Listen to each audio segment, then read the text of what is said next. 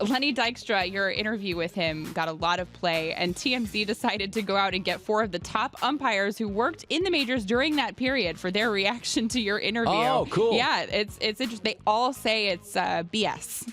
What he I didn't saying. say it. Lenny Dykstra said it. No, I didn't not what say you it. said, but they said what Lenny Dykstra said about blackmailing, essentially, the umpires. They say it's BS. I'm going to just read to you maybe 1 or 2. Yeah, please do. This is Paul Runge. Oh, yeah, Paul Runge. He was an umpire between 1973 and 1997. Oh, yeah, he was a 30-year umpire, yeah. Yes. He said, as much as baseball It was Runge, wasn't it? Runge? Oh, is it Runge? Yeah, I think it's Runge, Excuse me. As much as I wasn't alive in 1973. That's okay. You get a pass. As much as baseball keeps an eye on the umpires, something like this couldn't happen. And if someone came to an ump and said, if you don't shrink the strike zone, I'm going to expose you, I think they'd go right to MLB, and that player would be out of baseball in a flash. So would he if he went to them. Yeah, I was going to say, if you said, I'm going to go to baseball, but what if you were betting games? And what yes.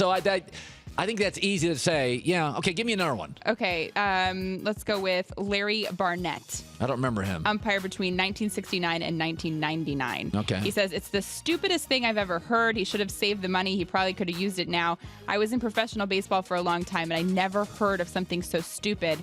It's ludicrous. But like anybody who actually knew what was going on, they're not going to talk about it, right? These are not the guys probably who knew.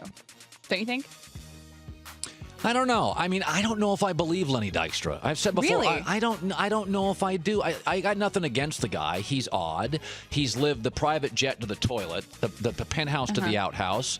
And Jason Whitlock said it yesterday. He has been in his life a pretty good liar. So it's very possible he came and lied. I think it was fascinating and compelling, but I don't know if I believe him. I believe him on this. I believe him on the opiate stuff, and I believe him on the steroid stuff. But here's the thing: people who are deceptive sometimes start believing things that don't even true. Like, OJ at the end, it's almost like OJ believed he was innocent. It's like he had talked himself into it.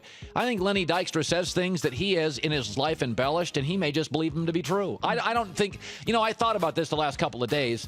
I don't know if I buy it. I'm not saying, I think there are parts of it that may be true. I can see Lenny Dykstra paying $100,000 for a private investigator because he thinks an ump's screwing him.